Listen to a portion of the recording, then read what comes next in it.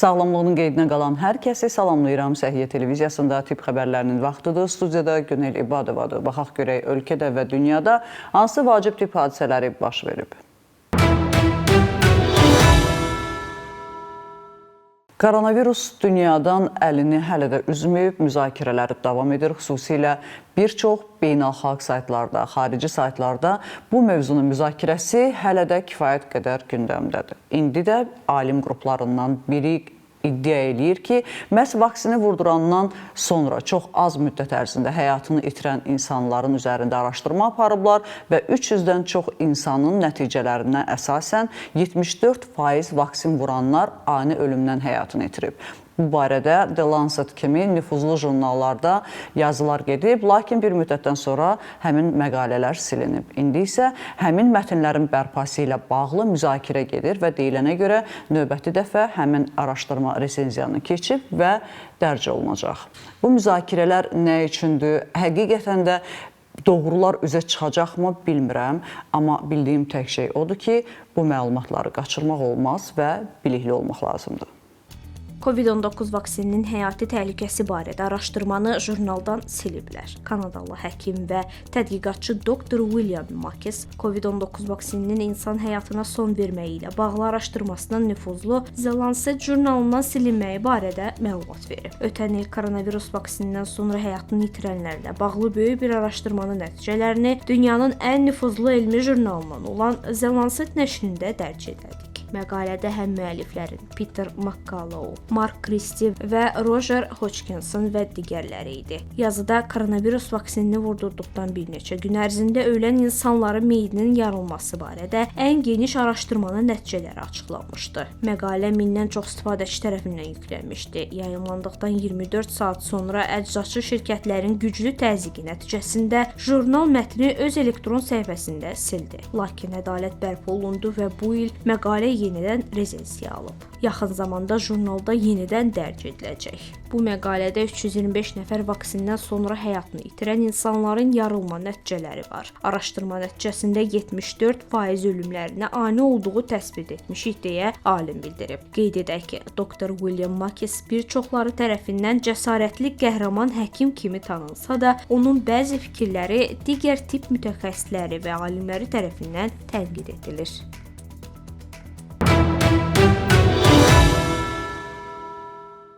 Bir müddət əvvəl sizə iflic insanları ayağa qaldıran müəyyən robot texnologiyaları haqqında məlumat vermişdik. Alimlər daha irəli getdilər.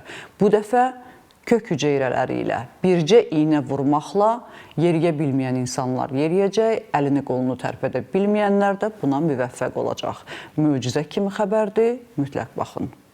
İflic adam bir iynə ilə hərəkət etdi. Yapon həkimləri ağır onurğa beyni zədələrin müalicəsində irəliləyiş əldə etdiklərini bildirib. Təcrübədə tamamilə iflic olan xəstə kök hüceyrələrin bir dəfə vurulmasından sonra ayağa qalxma və hərəkət etmə qabiliyyətini bərpa etdi. Tokyo Keio Universitetinin tədqiqatçıları bildiriblər ki, məhkəmədə onurğasından ağır xəsarət almış 60 yaşdan yuxarı 4 kişi iştirak edib. Onlar 2022-ci ilin əvvəlində zədədən 2 ilə 4 həftə sonra onurğa beyinlərinə kök hüceyrə yeritmişdilər. Heç bir yan təsiri qeydə alınmamışdı. Bugün xəstələrdən biri artıq yenidən yeriməyi öyrənir. Digəri isə qol və ayaqlarında hərəkətliliyi qismən bərpa edib. Alimlər eksperimentin uğurunu 50% qiymətləndirirlər. Metod müxtəlif toxuma növlərinə çevrilə bilən induksiya edilmiş pluripotent kök hüceyrələrinin istifadəsinə əsaslanır. Professor Hideyuki Okanonun rəhbərliyi altında mütəxəssislər onları sinir hüceyrələrini yenidən proqramlaşdırıb ki, bu da onurğa beyinin zədələnmiş sahələrini bərpa etməyə imkan verib.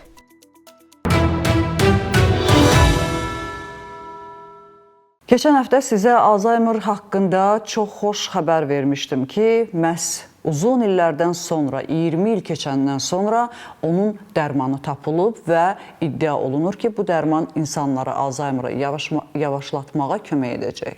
Amma nə oldu? Bir müddətdən sonra məlum oldu ki, bu dərmanı istifadə edənlərin həyatını itirmə riski var. Sonrası nəticəsi nədən ibarətdir bilmək istəyirsinizsə, diqqətlə izləyin. Avropa İttifaqı yeni Alzheimer dərmanını ölümcül yan təsirlərə görə bloklamağı planlaşdırır. Alzheimer xəstələri üçün nəzərdə tutulan və artıq təsdiq edilmiş dərman Amerika Birləşmiş Ştatları və Böyük Britaniyada ləğv olunub. Avropa Dərman Agentliyinin ekspert komitəsi bu preparatın bəzi xəstələr üçün potensial ölümcül yan təsirləri səbəbindən ləğv olunmasını tələb edib. Agentlik beyində şişlik və qanaxmaya səbəb ola biləcək ümumi yan təsiri olan amiloidlə əlaqəli görüntüləmə anomallıqları riskinə istinad edərək Kisunlanın faydaları potensial ölümcül nəticələrin risklərini üstələyəcək qədər böyük deyil deyə bildirib. Qeyd edək ki, Kisunla adı altında satılan donanimab preparatı monoklonal antikordur və klinik tədqiqatda Alzheimer xəstəliyinin erkən mərhələlərində olan insanlarda xəstəliyin inkişafını yavaşlatdığı iddia edilirdi. Dərman ayda bir dəfə infuziya yolu ilə verilirdi. Qəbul edilsəydi, son 20 ildə Avropa İttifaqının Alzheimer xəstəliyi üçün təsdiqlədiyi ikinci dərman olacaqdı.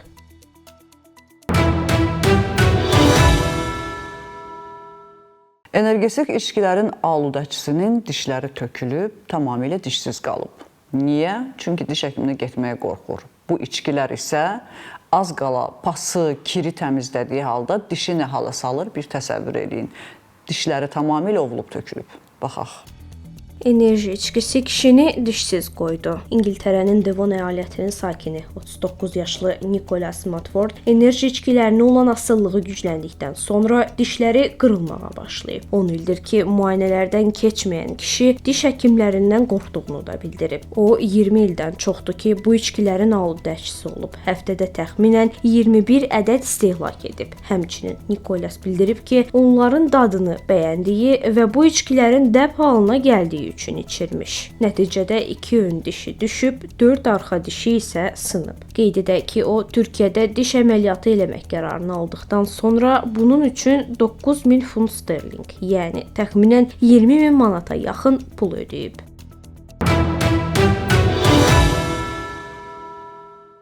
Hazırda ekranda sizə təqdim etdiyimiz görüntülər dünyanın ən müasir xəstəxanasındandır. Burada çalışanların əksəriyyəti robotlardır. Adi xəstəxanalardan necə fərqlənir və yaxud da gələcəyin xəstəxanası necə olacaq?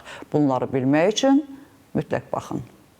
Dünyanın ən ideal xəstəxanası Çində yerləşir. Zhengzhou Hospital xəstəxanası texnologiyanın insan gücü ilə mükəmməl şəkildə sinxronlaşdırıldığı və tibbdə inqilab yaradan yerdir. Xəstəxanaya daxil olduğunuz zaman sizi gülümsəyən robotlar qarşılayır. Tibb bacıları isə xəstələrlə məşğul olarkən xüsusi robotlar ultrabənövşəyi lampalarla dəhliz və palataları insanların iştirakı olmadan dezinfeksiya edir. Bununla da zaman və əmək istifadəsi azalır. Təcil olaraq dərman lazım olduqda kilometr uzunluğunda növbəyə durmağa ehtiyac yoxdur. Kiçik robotlar tavanın üstündəki relslər üzərində hərəkət edərək dərmanı və avadanlığı bir neçə saniyə ərzində çatdırır. Həmçinin bir çox dərmanlar yaşlılara və dekretə çıxmış analara pulsuz verilir. Android robotlar dərmanı xüsusi kanal vasitəsilə birbaşa tibb bacılarına ötürür. Nəticədə bu, həkim səhvlərini aradan qaldırır və həkimlərə xəstələrlə daha çox vaxt keçirməyə imkan yaradır. Bundan əlavə, tibb bacılarının işinin effektivliyini artırmaq üçün elektrobuslardan, yəni sürətli nəqliyyatdan istifadə olunur.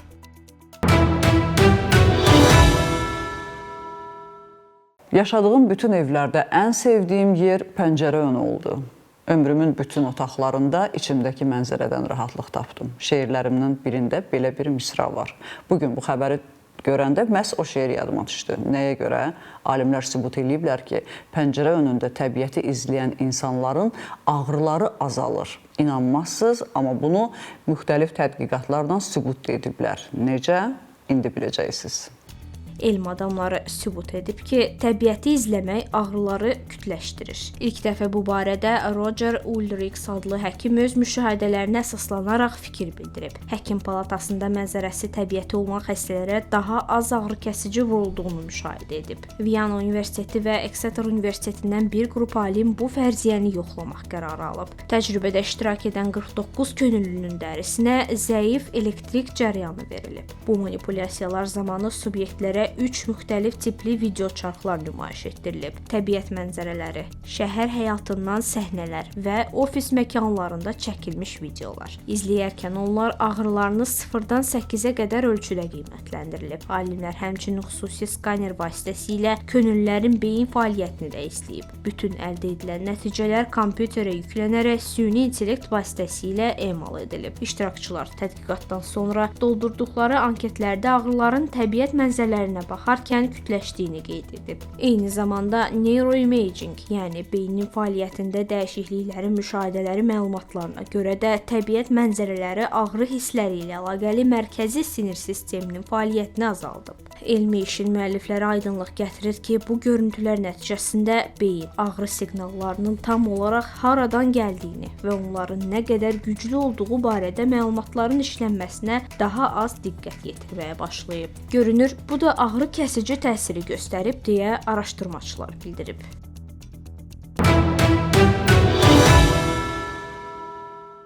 Bugün olan səhiyyə xəbərlərimiz bu qədər. Dünyada və ölkədə baş verən ən vacib xəbərləri bizdən izləyin. Unutmayın, bilmək hər zaman bir addım öndə olmaq deməkdir. Özünüzü və doğmalarınızı qoruyun. Sağ olun, salamat qalın.